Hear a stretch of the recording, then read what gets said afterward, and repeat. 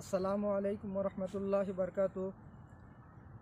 আজকে আপনাদের সম্মুখে এরকম একটি হাদিস নিয়ে এসেছি যে হাদিসের মধ্যে রাসূলুল্লাহ সাল্লাল্লাহু আলাইহি সাল্লাম ইসলামের 5টি বুনিয়াদ বয়ান করেছেন। সর্বপ্রথম আমি সেই হাদিসটি আপনাদের সম্মুখে পেশ করব।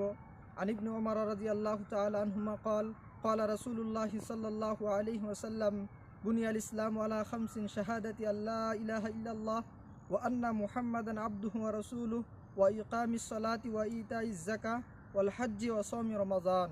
এই হাদিস পাকের মধ্যে রাসূলুল্লাহ সাল্লাল্লাহু আলাইহি সাল্লাম বলেছেন যে ইসলামের বুনিয়াদ হলো 5টি। তার মধ্যে 1 নাম্বার হলো ঈমান। ঈমান অর্থাৎ এটা সাক্ষ্য দেওয়া যে আল্লাহ ব্যতীত কোনো মাবুদ নেই, আর রাসূলুল্লাহ সাল্লাল্লাহু আলাইহি সাল্লাম আল্লাহ রাব্বুল আলামিনের বান্দা এবং তার পাঠানোর রাসূল। 2 নাম্বার বলেছেন নামাজ, আর 3 নাম্বার বলেছেন হজ, 4 নাম্বার বলেছেন যাকাত, আর 5 নাম্বার বলেছেন রমজান।